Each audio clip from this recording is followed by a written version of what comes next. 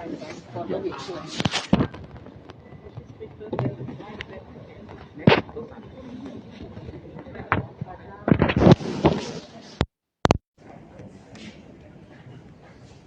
check 1, 2, 3. Ladies and gentlemen, as we are about to begin, please be seated and switch your mobile phones to silent mode to avoid interruption.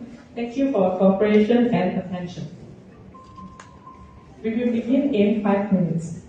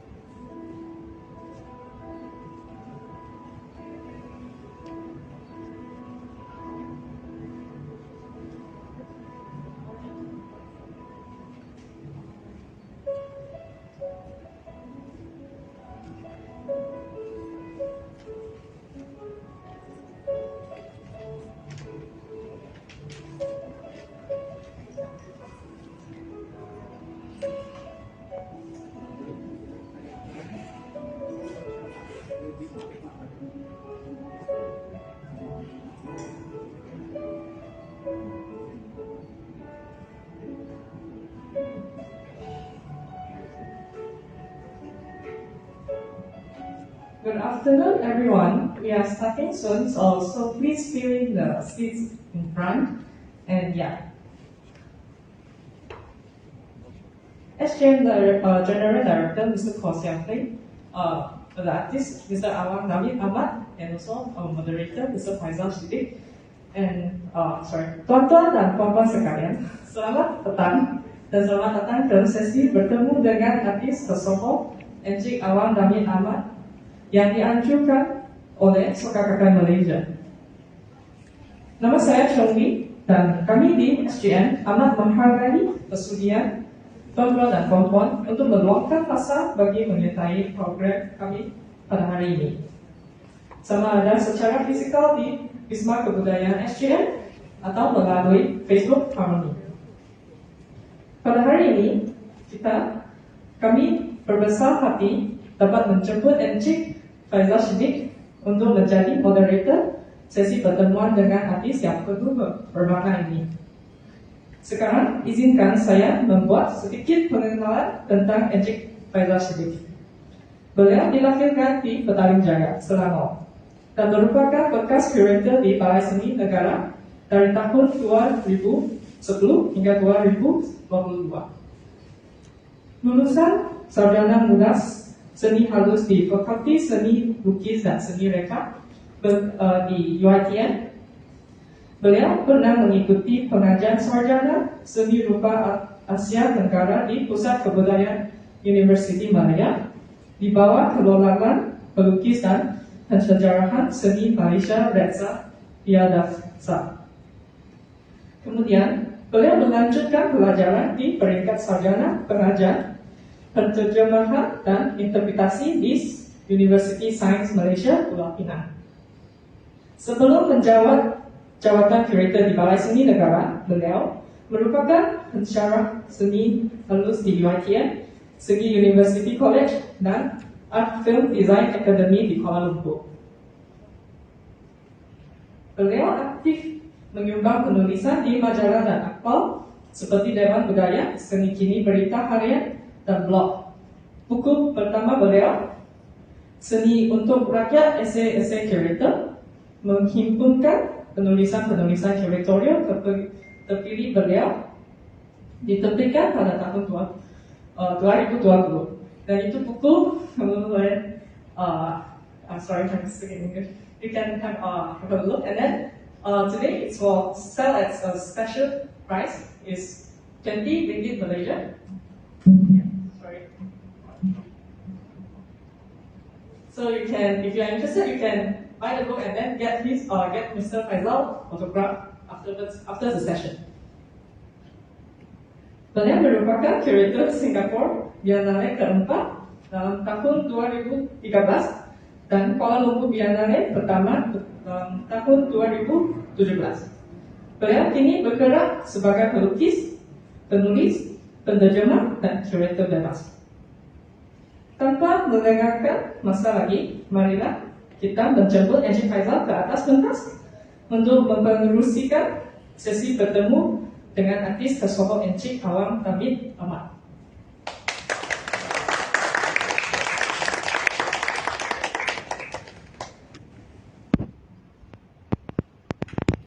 Saya minta izin nak buka berita buka. Okay, Assalamualaikum dan salam sejahtera kepada pengurusi majlis kita, Chun Lee, kepada pengaras program Vicky Ho, dan para members SGM yang hadir pada hari ini, dan para hadirin yang datang untuk program kita pada hari ini. Terlebih dahulu saya ucapkan terima kasih dan kita jemput terlebih dahulu Encik Awang Navid untuk ada di depan terlebih ini. Okey, silakan.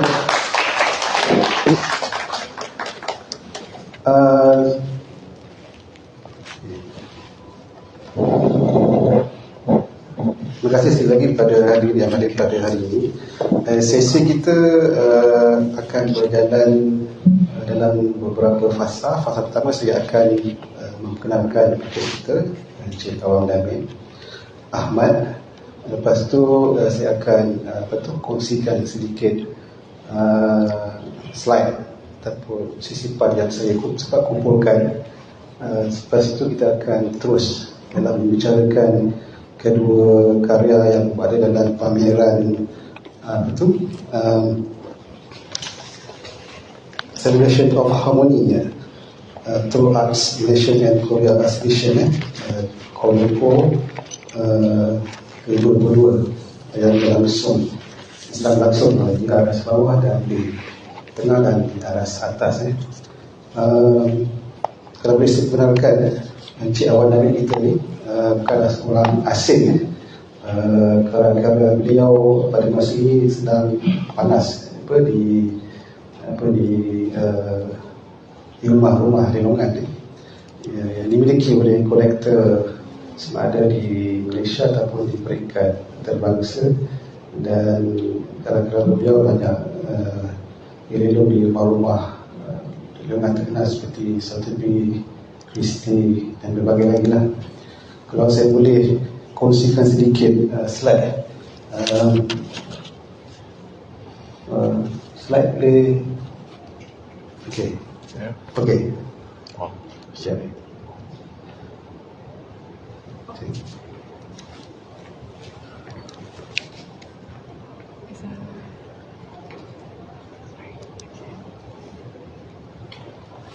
Sebelum saya kenalkan Encik Awan Nabil, beliau dilahirkan pada 3 Mei 1996 di Kampung Palu-Palu, Kuala Penyu di Sabah.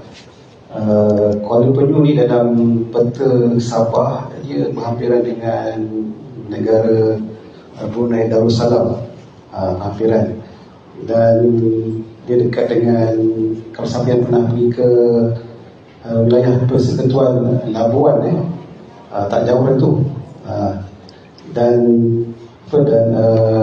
daripada Kota Kinabalu tu bandar yang paling dekat dengan kampung ataupun Kuala Penyu ni ialah Beaufort.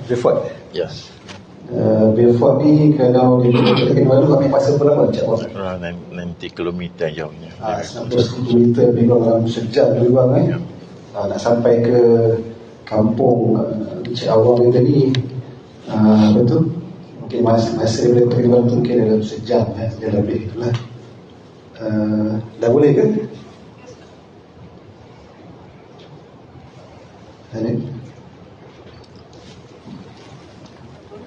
Press ni. Yeah. This one. Yes, thank you. Press dia. Yeah, Dia. Okey. Ni dia. Tadi pesan biografi ringkas beliau.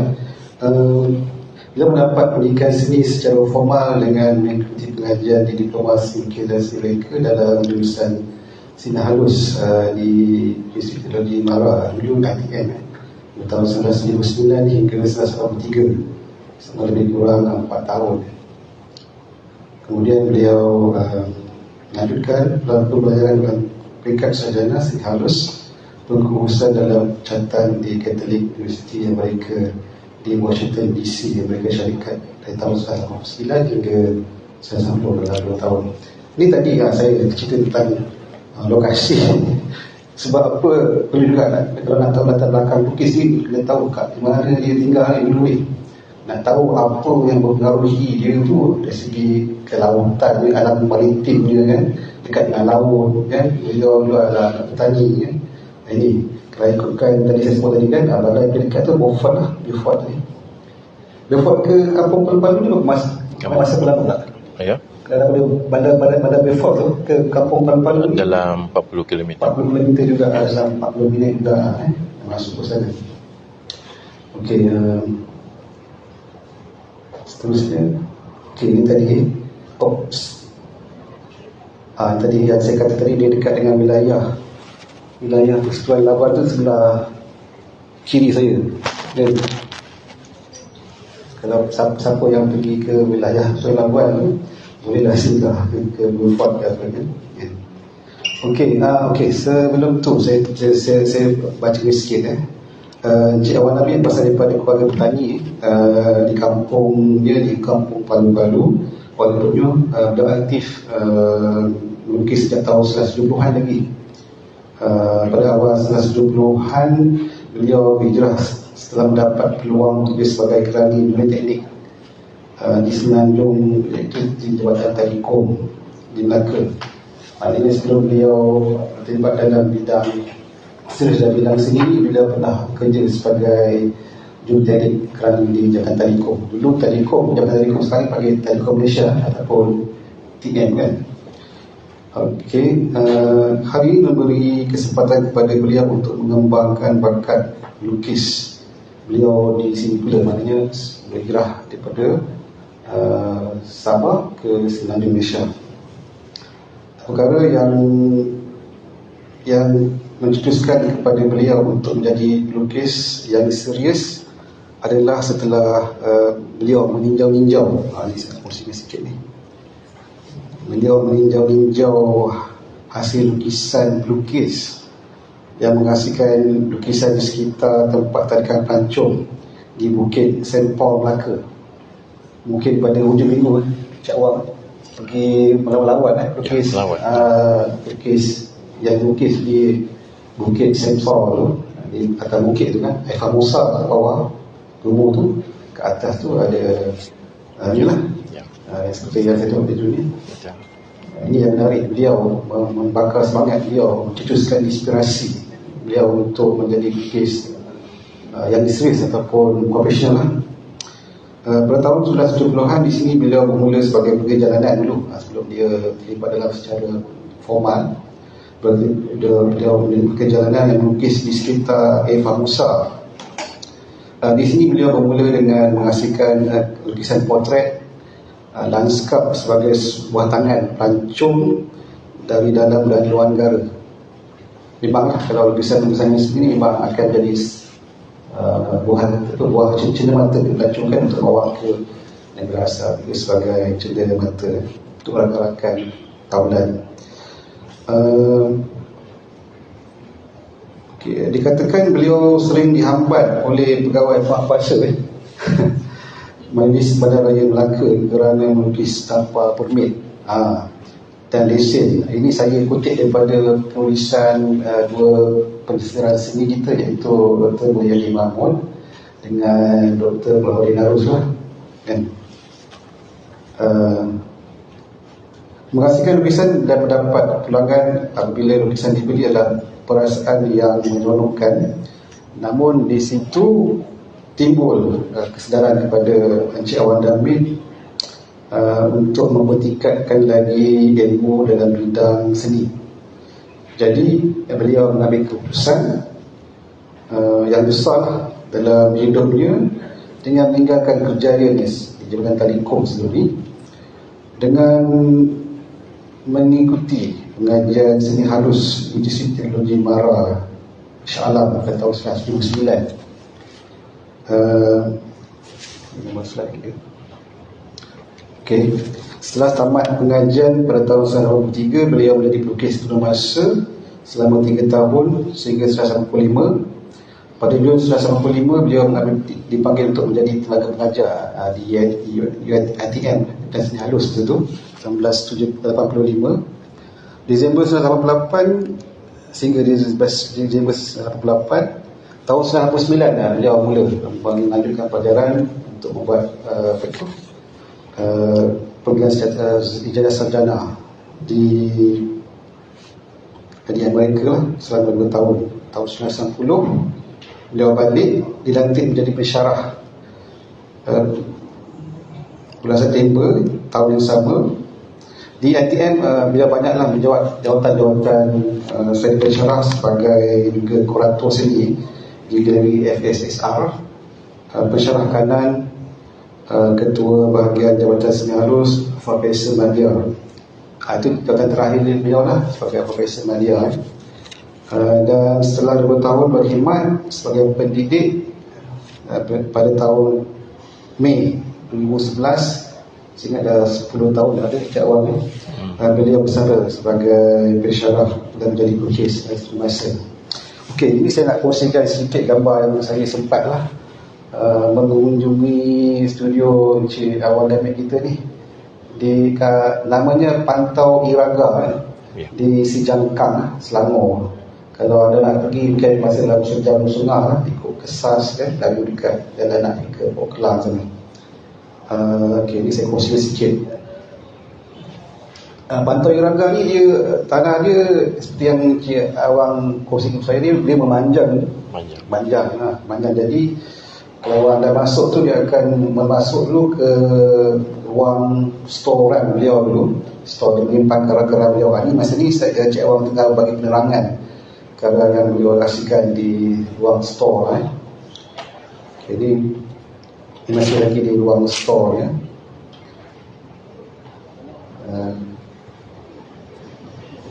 Ini masih lagi banyak karya terlepas. Banyak karya Cik Awang yang dalam simpanan itu kan, belum lagi keluar. Mungkin masa ni tengah berantin masihkan karya. Ini akhir ni sebelah masuk sebelah store tu, sebelah kiri tu ada galeri Cik Awang galeri yang menyimpan hasil karya Cik Awang David daripada tahun 1980-an sampai yang ketiga. Maknanya setiap siri tu Cik Awang ada lebih kurang dalam 4-5 siri. Setiap siri tu ada kera-kera yang disimpan kan. Maknanya bukan semua kera-kera yang Cik Awang David ni yang bila ada pembeli berminat dijual, tak, ada simpanan yang beliau simpan untuk tatapan pengkaji lah, yang berminat nak buat kajian tentang beliau kan. Okay, ni masih lagi di galeri beliau. Ini konsep saya CEOC Asset of Culture 88. Okay. Masih lagi di galeri beliau. Masih lagi.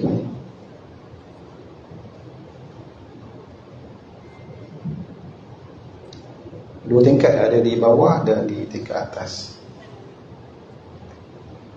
Ada tingkat atas, naik atas ya. Okay.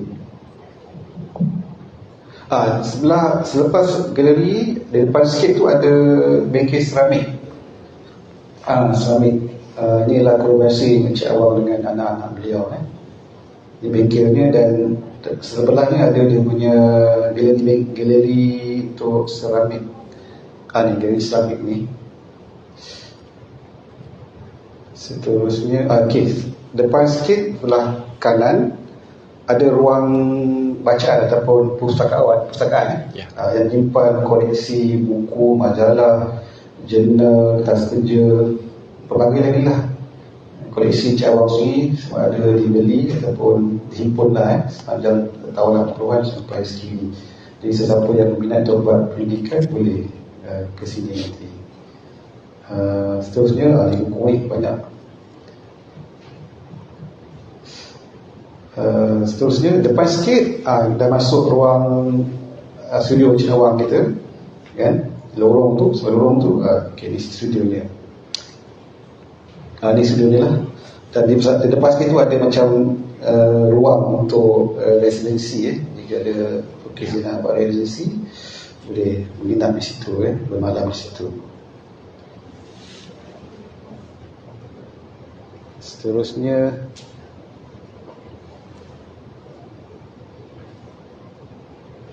tak keluar. Okey, ada lagi. Okey, terlepas. Ada canvas yang masih lagi putih tu kan. Inilah Cik Awang punya tempat berkarya lah. Okey, saya masuk terus ke ini antara pernah solo Cik Awang telah adakan. Cik Awang aktif masih pernah solo sejak tahun 70-an lagi. Yang pertama 79 di Kelab Belia Bruford Sabah, di sana lagi telah ada. Kedua di ITM. 94 di Intipati Budaya. Sampai 94 tu dia dah serius lah dengan dia punya sendiri kan. Sebelumnya hanya mungkin eksplorasi kan. 95 masih lagi Intipati Budaya di Pusat Kreatif Balai Seni Negara. Ini di Balai Balama lah, saya ingat lagi. 2002 ada Marista Balai Seni Negara juga. 2014 dari Iraga ke Payarama Segaris Art Center. 2016 tu ini tu pameran Bio Retro. Ini di galeri yang saya tunjuk tadi lah. Ini katalognya ni Bio Retro ni di Pantai Iraga Space Jalan Kam. 2017 garis mega di Singapura, Asti Singapura. 18 garis mega juga Ad Lobby Taipei Taiwan. 2019 di Ad Momen Jakarta Malaysia. Dan itu yang termutakhir lah 2020 dari Payarama ke garis mega ni dia diterima. Tadi sempat sembang sekejap dengan Cik Awang tu, katanya ada pameran atas kertas on paper ni yang akan berlangsung tahun ni Di balai di Balai Sdn Negara. Negara. Maybe around October, early November. Atau early October. Mungkin awal Oktober dekat tu. Ya. Boleh nanti datang atas kertas kan. Kita jarang melihat atas kertas. Misalkan Cik Wang ni biasanya atas canvas kan, akrilik dan Cik Minyak atas canvas. Okey, seterusnya ni agak menarik sebab saya nak kongsikan ini adalah pengkaryan Cik Awang Namik selama 37 tahun tu. Ada lebih kurang 5 series lah yang saya boleh bahagikan. Intibati Budaya ataupun EOC, Essence of Culture, 45. Masa beliau jadi pengajar di ITM sampai 15, lebih kurang ada dalam 20 tahun lebih kurang dia buat series tu kan, masih ada. Lalu Marista, Path of Marista 85 sampai 10 tahun dia. Lepas tu dia dah beralih ke siri baru kan. 2000 Not Airaga ataupun Not Yesterday 2003 hingga 2011. Payarama Changing Season 2012 hingga 2015. Dan yang terkini lah 2015 hingga 2022. Mungkin Cik Awang masih lagi masih lagi buat lagi siri garis mega ni. Okey, sedikit contoh ini masuk sebenarnya Intibati Budaya itu Essence of Culture. Siri Intibati Budaya usaha dalam menggali kehidupan di desa dari keluarga sebagai nelayan dan petani, pengalaman dan anak-anak. Itu yang saya tunjukkan pada tadi tu. Sebab kehidupan beliau ni di desa tu dekat dengan laut kan, sebagai nelayan dengan petani. Jadi ini mengaruhi pengkaryan beliau lah. Seterusnya ini Alola Marista, contoh karya zaman kanak-kanak dengan kepayaan hidup, digambarkan dalam series Alola Marista yang bersifat minimalis abstrak. Yang ini tajuk dia Marista Saging and Petani Gunung Campuran 2001. Series seterusnya adalah Iraga dalam bahasa Melayu Brunei. Sebab kampung dia tu dengan Brunei tu tak jauh. Iraga maksudnya angin timur laut, angin yang bergerak dari tanah besar China ke negeri Sabah yang membawa ombak dan suhu panas lah digambarkan. Ini contoh karya Iraga Pilihan Utara Jejak Waktu 2011. Seterusnya siri Payarama 2012 hingga 2015. Payarama merujuk kepada perubahan musim yang berkaitan dengan musim hujan. Jadi karya ini Payarama Sutra 2015. Dan garis mega yang terkini, pengalaman kembara beliau ke Jepun, ilham daripada watak science fiction popular Jepun itu benda betul. Kesinambungan daripada siri Payarama, maknanya daripada Payarama tu dia kembangkan jadi siri yang garis mega ni. Transformasi robot Gundam tu ke bentuk orang-orangan yang maksudnya orang-orang ni, kalau kita pergi ke Sawah Bendang, orang-orang lah tu yang maksudkan Cik Wang orang-orang itulah. Itu inspirasi daripada Gundam tu, dia transformasikan bentuk tempatan lah orang-orang yang itu sendiri. Contoh karya ini ada dua tadi yang itu garis mega di ujung musim, campuran atas canvas, satu yang ada warna kuning, satu lagi yang berwarna biru itulah. Pada hari ini kita nak bincangkan dua karya ini. Tambah benda masa, saya jemputlah Cik Awang untuk berkongsi pengalaman dia punya asisi aktiviti dan inspirasi dia. Beliau lah, silakan Cik Awang.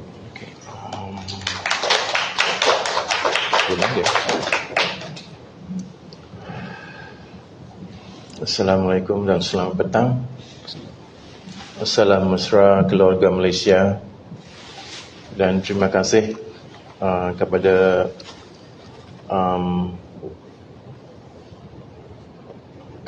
Pusat Kebudayaan Sukagakai kerana menjemput saya pada kesempatan ini, pada petang ini, dan saya minta maaf kerana mungkin sedikit terlambat disebabkan oleh hujan dan juga traffic jam.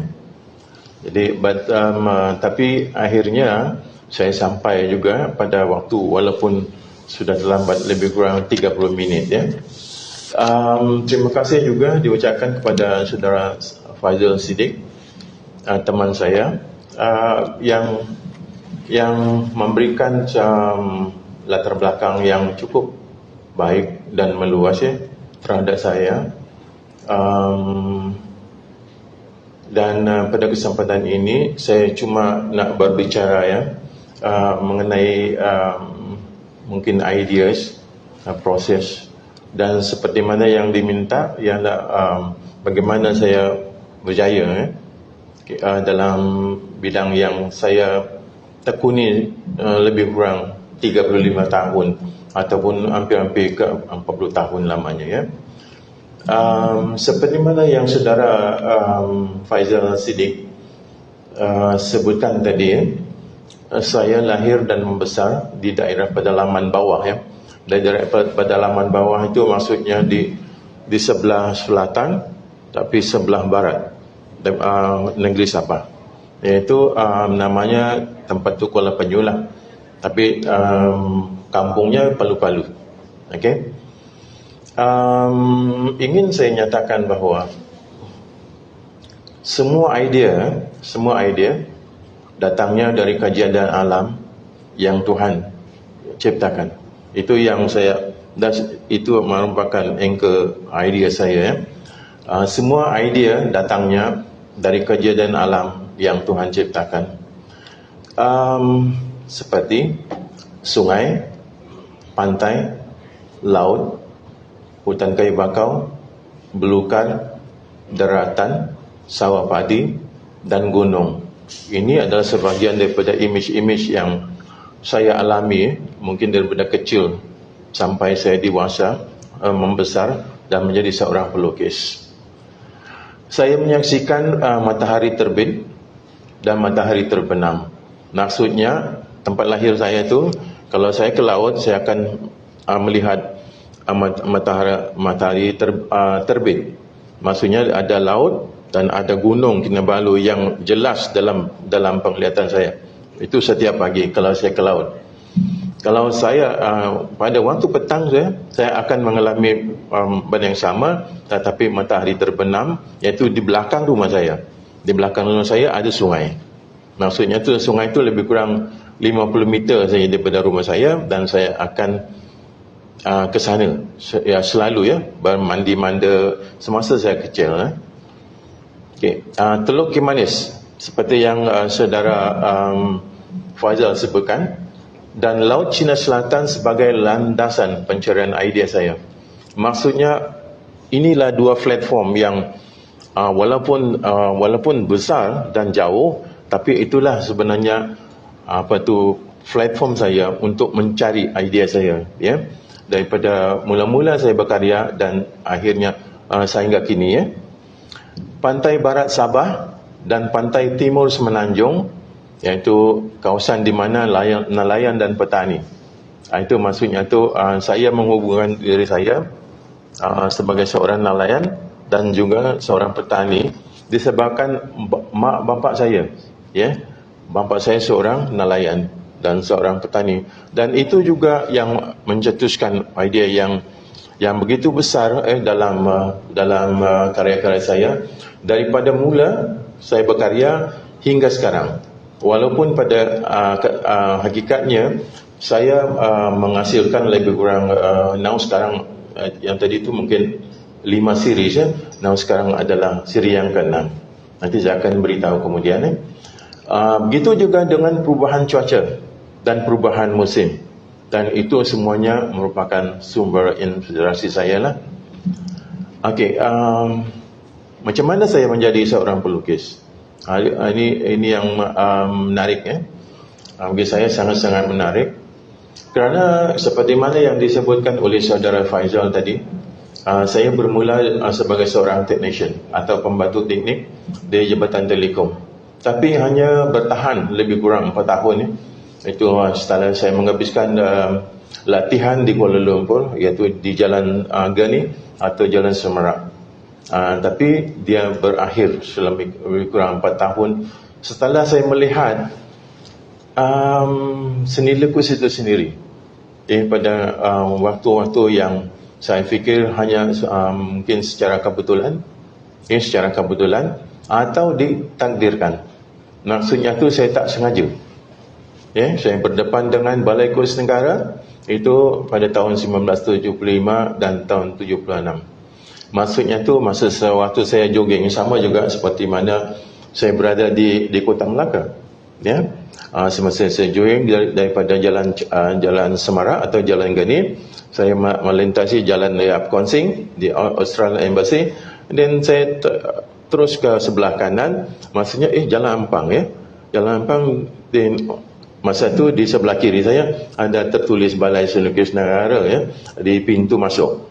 And then saya secara macam curiosity saya tu membawa saya masuk ke Balai Seni Lukis Negara, dan saya jumpa di situ memang front counternya memang ada orang yang menyambut di situ dan bila saya tanya boleh masuk tak, dia kata boleh. Saya pun masuk ke dalam Balai Kursus Negara dan melihat the first painting ataupun painting yang pertama saya lihat atau saksikan ialah Window in the Sky.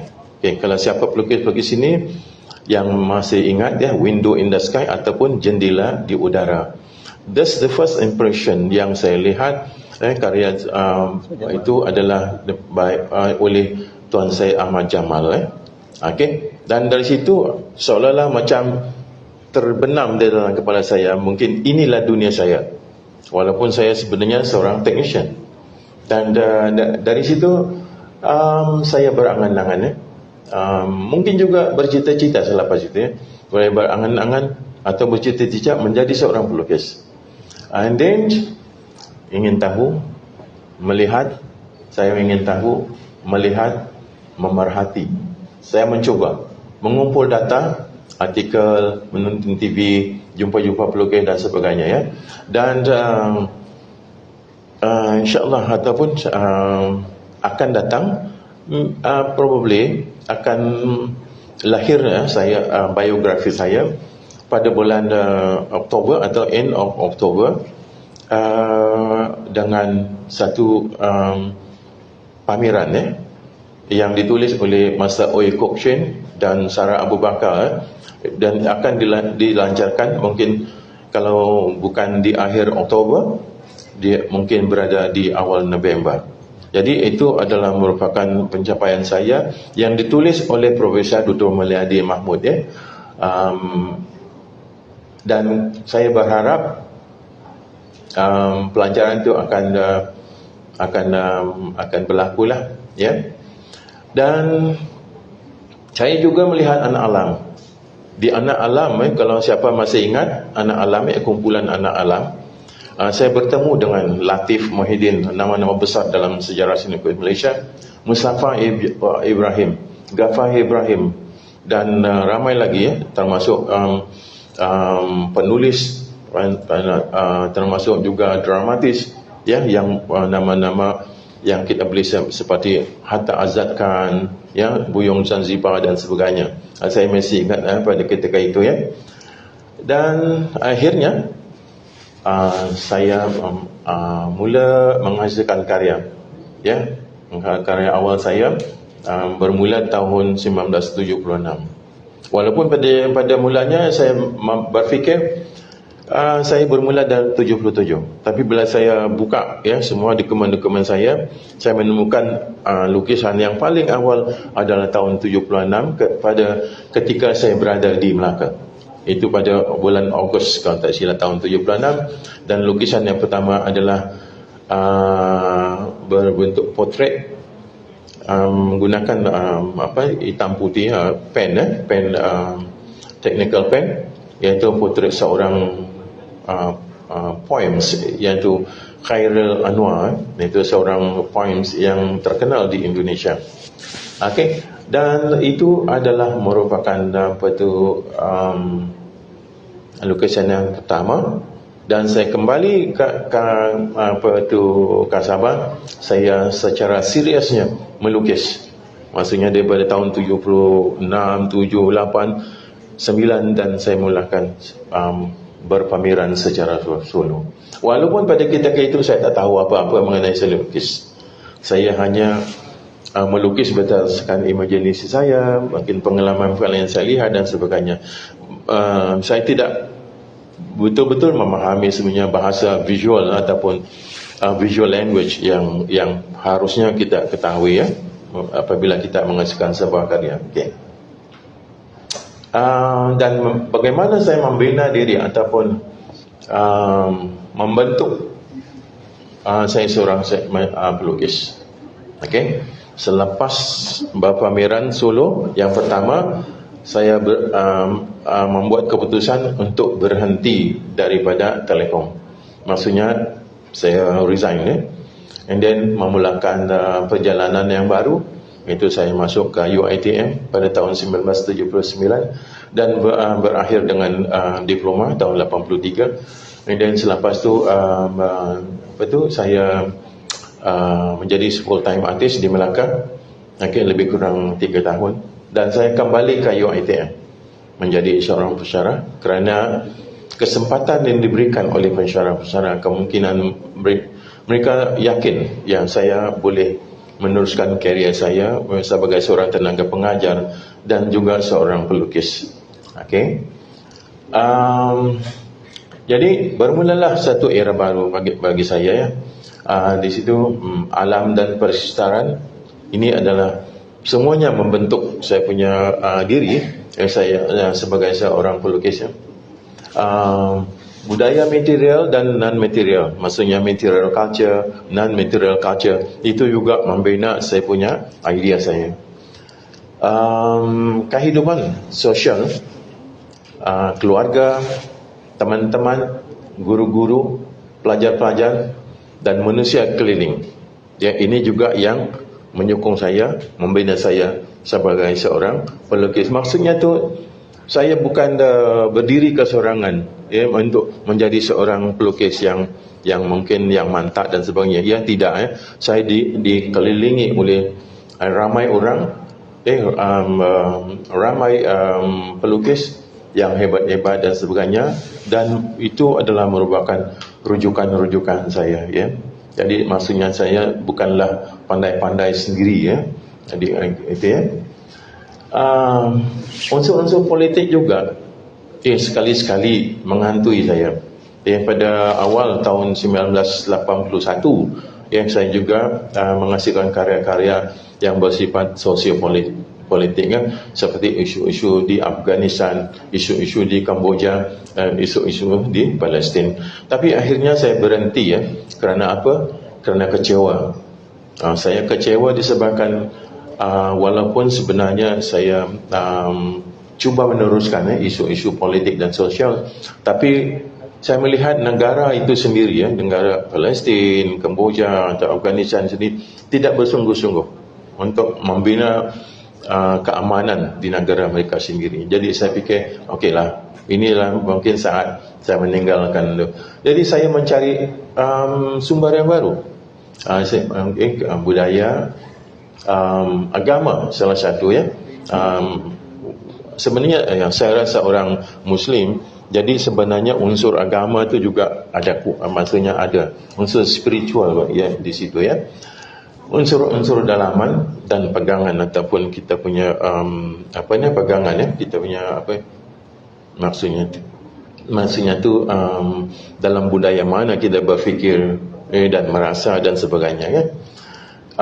Rujukan juga okay? Kita harus merujuk sebagai seorang pelukis, kita harus merujuk sejarah seni, dirujuk pelukis-pelukis sama ada pelukisnya atau karya-karyanya. Dan kita harus juga mengenali sedikit sebanyak mengenai estetika, kritikan, art kritik dan sebagainya, dan juga art curatorship ya.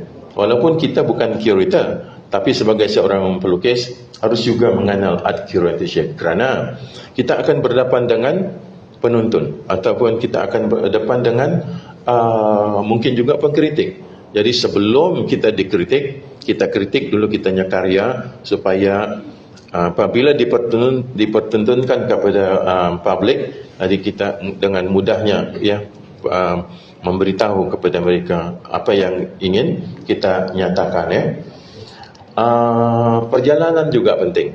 Perjalanan maksudnya tu kalau ada kesempatan perjalanan ke luar negara, maksudnya melihat karya-karya di muzium-muzium dan sebagainya, ataupun mungkin pesta-pesta seni, itu pentingnya. Dan juga saya banyak menghabiskan masa juga di dalam art residency. Saya juga berjalan dan mengambil bahagian dalam art residency, seperti di Thailand, di Poland, di Shanghai, di Anhui, China. Di Shanghai, di China saja ada 3 kali, dua kali di Shanghai, 2 kali, 1 kali di Anhui, begitu juga di Jepun dan sebagainya. Jadi maksudnya tu art residency juga membantu saya punya kekuatan dalam berkarya. Ini juga diminta oleh penganjur. Dia kata artistic process, bagaimana saya melahirkan karya dan mencari arah ataupun direction. Maksudnya tu saya menghasilkan, dan pada ketika yang sama saya mencari hala tuju ke mana saya harus bergerak dan sebagainya. First, saya mengenali idea ataupun idea yang ingin didekati. Maksudnya di sini idea saja adalah dia bersifat peribadi, pengalaman kanak-kanak saya dalam lingkungan seorang petani dan nelayan. Itu daripada dulu dan sampai sekarang. Maksudnya kalau siapa yang bertanya, macam mana kamu, idea apa yang ingin kamu sentuh? Yes, itulah idea saya. Nelayan, petani, nelayan, petani, nelayan, petani, lebih, dan yang saya hasilkan lebih kurang 35 tahun. More than 35 years. Itu Karya awal hanya, karya awal saya meminjam meminjam image budaya tempatan. Maksudnya image budaya orang-orang Sabah, terutamanya Kadazan, orang Kadazan. Saya personally adalah seorang orang Brunei mix campuran dengan Kadazan. Mix maksudnya saya orang berketurunan Brunei dan Kadazan.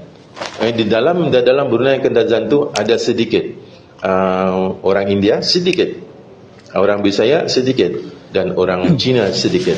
Jadi maksudnya saya ada juga darah tu, darah orang India, darah orang Bisaya, dan darah orang Cina.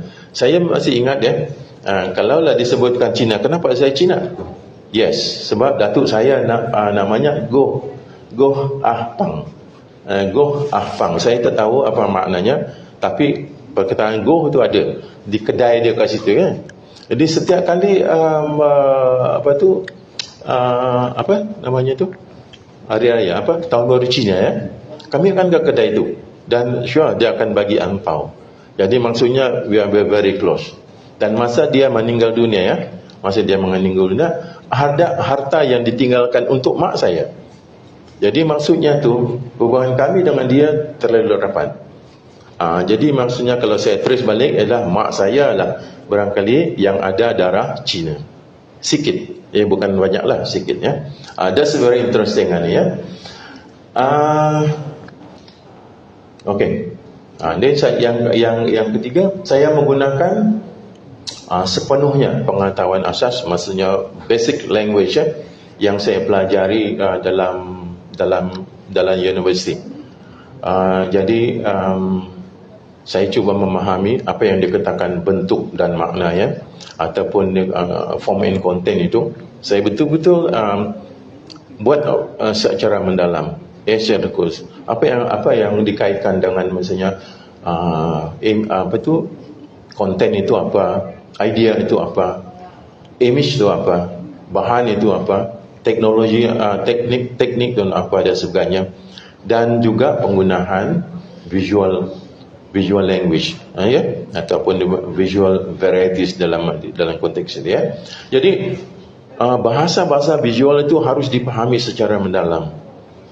Itu yang saya gunakan secara tuntas, kata orang, ya. Dan saya menetapkan atau memilih pendekatan. Ada satu lagi yang perlu diambil perkiraan, ini adalah approach, ya, atau pendekatan. Setiap pelukis ada pendekatan masing-masing. Seperti mana saya contohnya masa Dr. Fo, begitu, dia itu adalah pendekatan dia, style dia dan sebagainya, kan. Dan dia agak konsisten dari dulu sampai sekarang. Jadi maksudnya tu dia sudah mempunyai seolah-olah semacam satu signature dalam karya-karyanya. Kalau kita tengok Dr. Fo, karya itu this is Dr. Fo. Macam tu lah. Ataupun saudara Eng Bee, ya. Eng Bee juga kita boleh identify daripada jauh pun kita dah nampak, ya. Ini saudara siapa tu, Richard Wong, juga kita boleh kenali dia. Jadi mereka ni sudah dah establish, ya, dengan pendekatan mereka, dengan approach mereka dan sebagainya. Okey. Begitulah juga mungkin style dan sebagainya. Jadi mungkin itu juga harus dipikirkan. Nah, yang paling penting ialah terus berkarya. Maksudnya tidak berhenti, ya. Terus menerus. Maksudnya tu sepenuh masa, sepenuh jiwa. Kalau kita setengah-setengah aja mungkin tak jadi, ya. Jadi kita kena betul-betul duduk memikir, dan jadikanlah barangkali studio kita itu sebagai satu sanctuary, ya. Kita masuk ke dalam studio dan set dia punya time dan sebagainya. Di situlah kita duduk dan memikir dan berkarya dan sebagainya, ya. Okey, perjalanan this is ini pun sudah ditanyakan oleh Chung Lee, macam mana saya menuju kejayaan ni. Okey, masih ada waktu, masih ada masa. Okey, sikit lagi. Kejayaan tidak terbina dengan sendirinya atau milik peribadi. Maksudnya tu, saya tidak menganggap kejayaan saya ini sebagai milik saya, adalah milik semua orang. Okey, satu yang terus berkarya dan berkarya. Yang kedua, berpameran. Itu semua ada kaitannya. Membina ilmu, maksudnya tu you need to have knowledge, ya. Maksudnya mungkin kita boleh baca, mungkin kita boleh share ideas daripada kawan-kawan dan sebagainya. Merujuk juga, reference juga penting.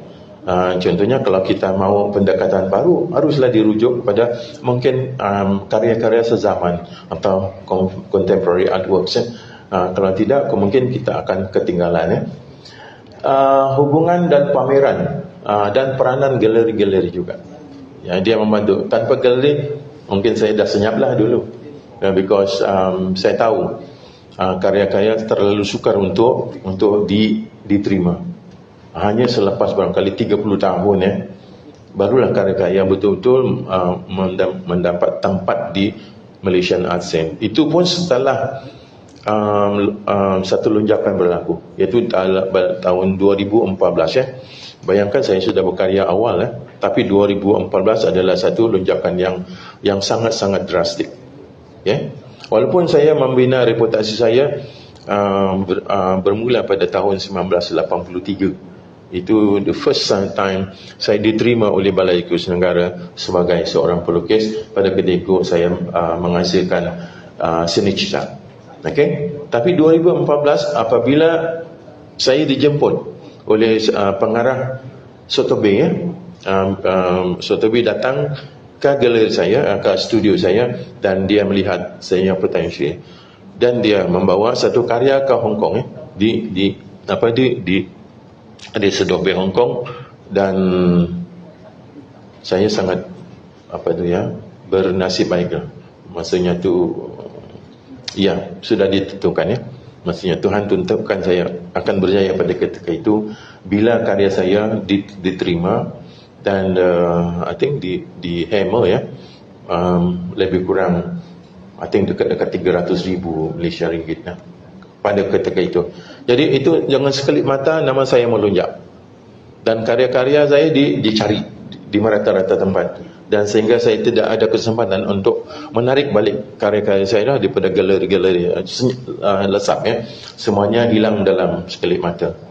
Jadi maksudnya di situlah saya bermula dan walaupun pada hakikatnya saya bukan tertumpu kepada menjual karya dan sebagainya. Yang penting bagi saya adalah menghasilkan karya, berkarya dan akhirnya pun kalau anda ada kesempatan untuk datang ke galeri saya, itu pantau Iraga Art Space, anda akan melihat mungkin ratusan karya yang tidak terjual sebenarnya. Masih ada banyak, dan itu juga adalah merupakan satu aset untuk mungkin anak-anak muda akan datang ataupun pelajar-pelajar universiti yang ingin membuat penyelidikan dan sebagainya, pusat lelungan dan sebagainya, teman-teman, keluarga, keazaman untuk terus berjaya, itu jangan lupalah you need to build your punya ini kekuatan dalam untuk berjaya. Yang lain itu terpulang. Itu bukan kita yang menetapkan itu sudah set dia. Maksudnya yang mencipta kita sudah tetapkan kita di situ dan kita berjaya. Itulah barangkali sedikit sebanyak yang saya boleh kongsi pada ketika ini. Dan kalau ada kesempatan saya ada bawa slides mungkin kita boleh browse sekejap nantilah selepas kita ada soal jawab dan mungkin sedikit explanation mengenai karya saya. Terima kasih. Terima kasih Encik Awang Jamil. Kita sesi yang seterusnya itu sesi soal jawab. Jika ada sesiapa hadirin halayak yang hadir pada ini yang ingin tanyakan sesuatu kepada Encik Awang, silakan. Bukan senang Encik Awang untuk datang ke sini sebab jarak di studio ni dengan sini dengan Kuala Lumpur ni agak jauh. Saya rasa inilah masa ni yang sesuai. Jika ada apa-apa persoalan tak semestinya tentang karya, apa saja sila boleh ajukan. Silakan. Okey.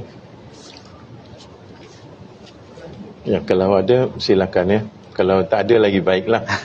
Jadi saya tak perlu menjawab. Silakan.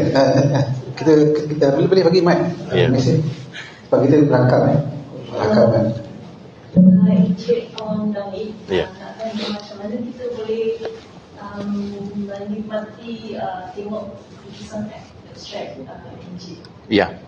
Okey, itu sangat menarik abstrak art Now harus saya beritahu dulu. Sebelum kita menyebut tentang abstrak sebenarnya dia bermula daripada bentuk-bentuk. Secara objektif kita akan melihat bentuk. Walaupun bentuk tu paling halus dan ataupun paling besar, tapi dia must be, tentu ada satu bentuk yang kita boleh lihat ataupun tak lihat. Contohnya kalau kita buat tengok apple, sure kita akan nampak besar apple-nya. Tapi kalau kita misalnya nak melihat kuman misalnya kan, dia itu juga form, tapi very fine. Jadi kita harus melihat dalam konteks yang lain. Kita kena ada mungkin mikroskop dan sebagainya kan. That's the form. Now, kalau dalam abstrak, maksudnya kita harus menolak bentuk, reduce, bukan secara total reduce the form. Maksudnya daripada jauh kita melihat bentuknya, kita tarik ke depan akan menjadi sedikit bentuk. Kita tarik ke depan lagi macam seolah-olah kita fokus kamera gunakan lensa yang dekat, mungkin 7-2 mm kita akan melihat image tu very frontal gitu kan. Itu sebenarnya sudah abstrak. Jadi kalau masuk abstrak tu mungkin kita hanya melihat the essence ataupun intipati saja. Intipati bentuk, bukan bentuk ya. Okay, and then kalau dia frontal, kemungkinan besar kita juga at the same time kita reduce apa? Ruang, maksudnya the space. Reduce the space maksudnya kita akan menjadi abstract. Kalau ada space maksudnya dia still ada bentuk ya. Gitu dia punya apa itu istilahnya. Tapi bagaimana nak menterjemahkan dia? Temannya dah membuat penafsiran dia. Ini pun agak sukar juga ya. Satu of course dalam dunia pembelajaran ya. Kita diajar tu. Kalau dalam barat misalnya Western approach kita diajar how to describe, how to analyze, bagaimana membuat interpretasi atau membuat judgement. Of course, bermula kita describe dulu. Contoh yang paling mudah apa namanya, nama pelukis siapa? Tajuk pelukis itu sangat penting. Tajuk ya. Saya sebenarnya menolak istilah tanpa tajuk, untitled. Saya itu dalam saya punya background itu tak wujud.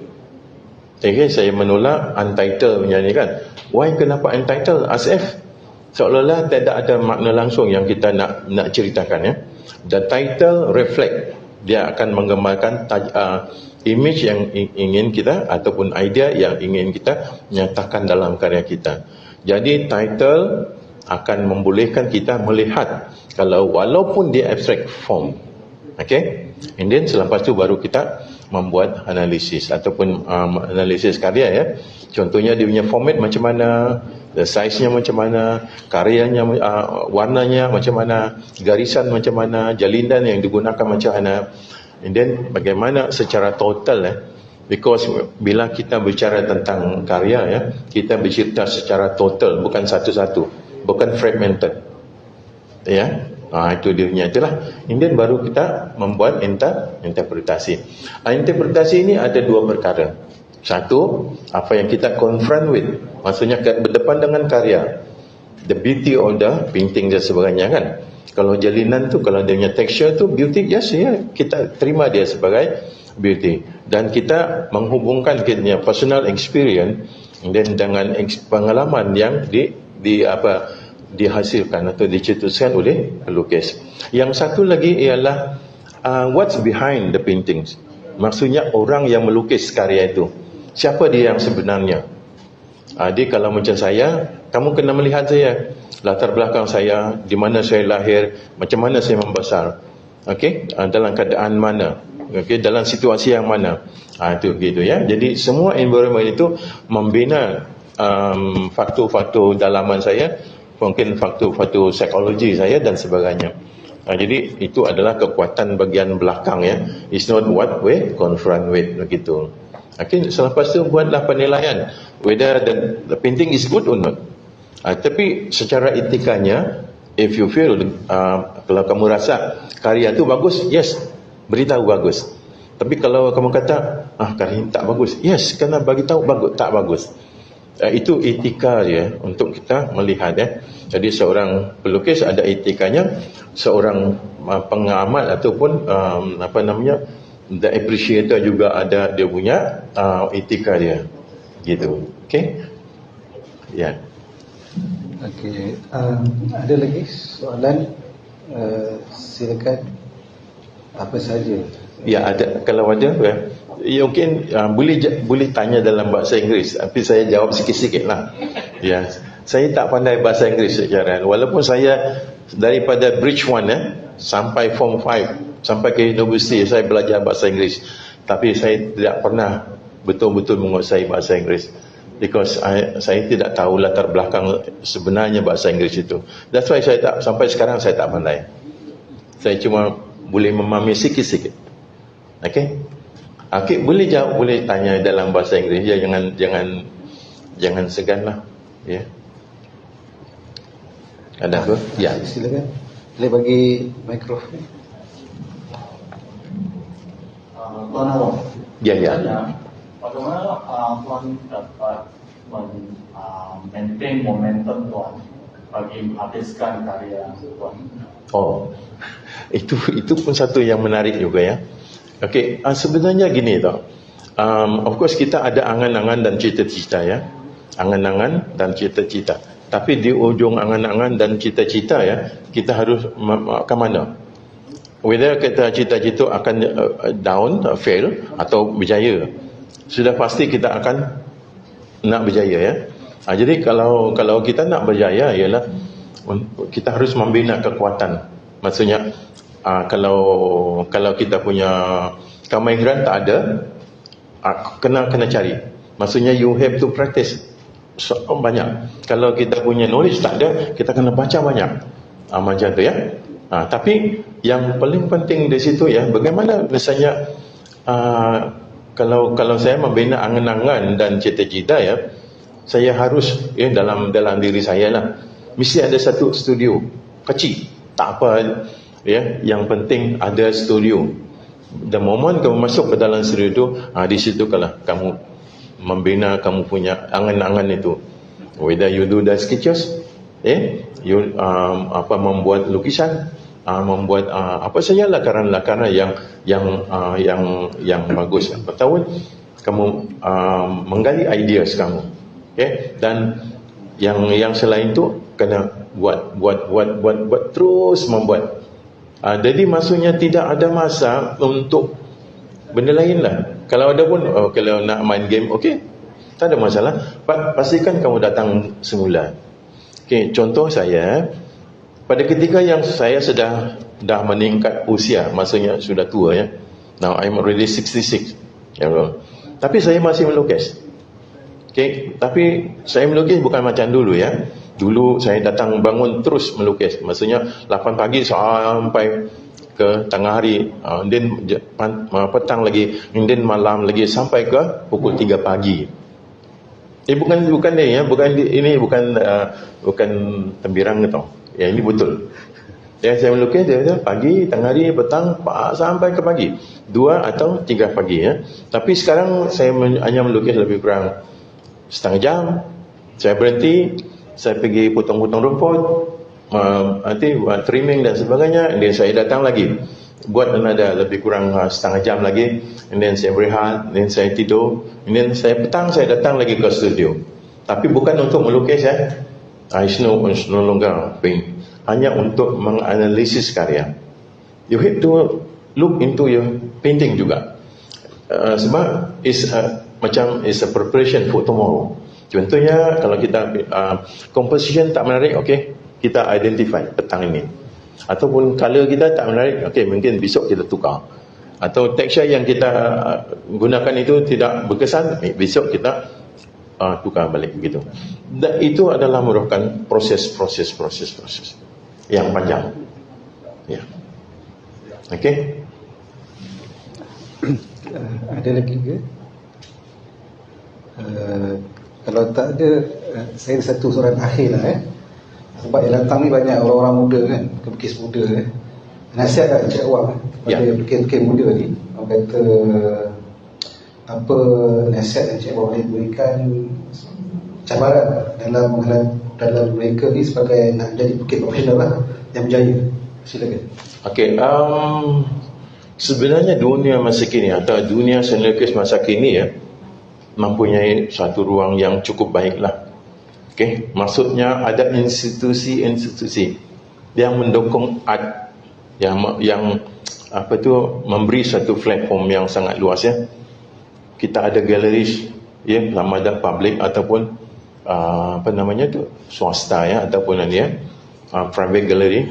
Itu ruang yang paling bagus ya. Dan kita ada art institution banyak. Kita ada yang public, ada yang swasta dan sebagainya kan. Jadi institusi juga mengambil peranan untuk kita. Sekarang ada Universiti Malaya, Universiti Sahih, UM, SU, NIMAS dan sebagainya lah. Okay, itu salah satu. And then now sekarang art fair ada. Jadi itu merupakan satu cabaran-cabaran untuk kita tahu. Ya. And then art auction itu yang the latest version dalam kita punya ni lah. Dia punya, maksudnya ada art market yang harus kita lihat dan itu mungkin adalah satu jalan untuk kita ni. Tapi yang paling penting ialah terus berkarya, menyediakan karya-karya yang mantap. Itu yang paling penting, dan tidak terburu-buru. Maksudnya jangan cepat untuk berjaya. Maksudnya jangan terlalu cepat. Dan hari ini melukis, besok saya nak sukses, tak boleh. Dia mengambil masa atau momentum yang sangat jauh. Of course kita dah memilih satu jalan ya. Mungkin kita memilih satu atau lorong yang gelap sebenarnya. Okey. Seolah-olah kita menjadi seorang pelukis ni seolah memilih satu lorong yang gelap. Nobody knows apa yang berlaku sebenarnya. Tapi kita mengharapkan apa yang berlaku di hujung yang gelap tadi. Mungkin ada cahaya. Itulah. Mungkin perjalanannya jauh. Okey. Alright. Okey, terima kasih Cik Wang. Tadi Cik Wang sebut tentang lelongan kan. Okey. Untuk pengetahuan semua, saya kongsikan sikit ni. Rafael Fine Art Auction mengadakan sesi lelongan Malaysian, Southeast Asia, Chinese and Contemporary art ni. Dia punya lelongan dia pada hari esok, Ahad lah, satu tengah hari. Dan 3 buah karya Cik Awang ada 3 lot. Lot 137 ni sini Marista 1985. Lot 138 ini sini Payarama. Yang tadi tu bermula dengan Marista bermula dengan 22,000. Yang ini lot 138 Payarama bermula dengan 38,000. Dan lot yang terakhir siri Essence of Culture 1993 bermula dengan 56,000. Okey, kalau ada kesempatan bolehlah datang ke Rafael Auction di Jalan Kasih, Putrajaya Jaya. Okey, untuk kesimpulan saya simpulkan pada kita pada hari ini, Garis Mega adalah karya mutakhir Wan Damit.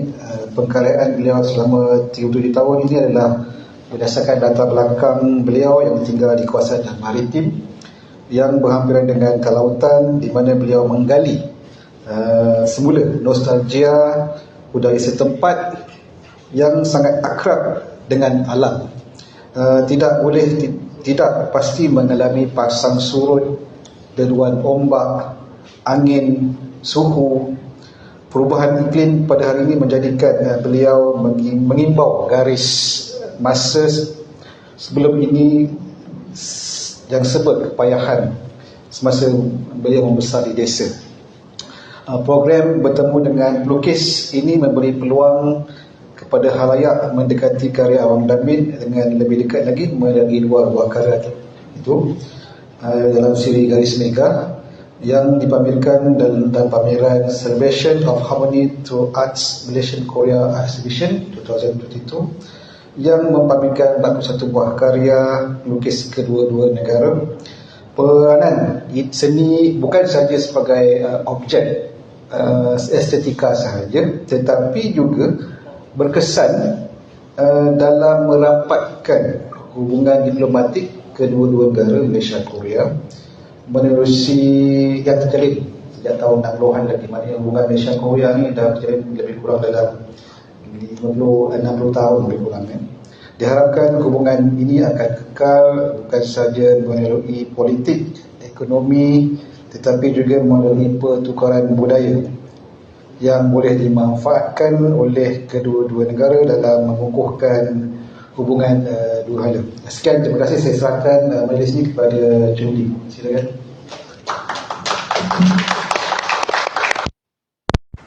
Terima kasih Encik Faizal dan Encik Wan Damit atas sesi perkongsian yang membuahkan hasil yang indah. Hadirin sekalian, sekali lagi saya mengucapkan terima kasih kepada semua yang telah menyertai sesi bertemu dengan artis hari ini. Semoga tuan-tuan dan puan-puan suka dengan program pada petang ini, dan bagi semua yang menyertai secara talian, jemputlah untuk datang melawat exhibitions kami ini, Celebrations of Harmony Through Arts Malaysia and Korea Art Exhibition Kuala Lumpur di Wisma Kebudayaan SGM yang akan berlangsung sehingga 9 Oktober 2022. Akhir kata, Terima kasih kepada semua dan harap kita dapat berjumpa lagi pada masa harapan. Terima kasih.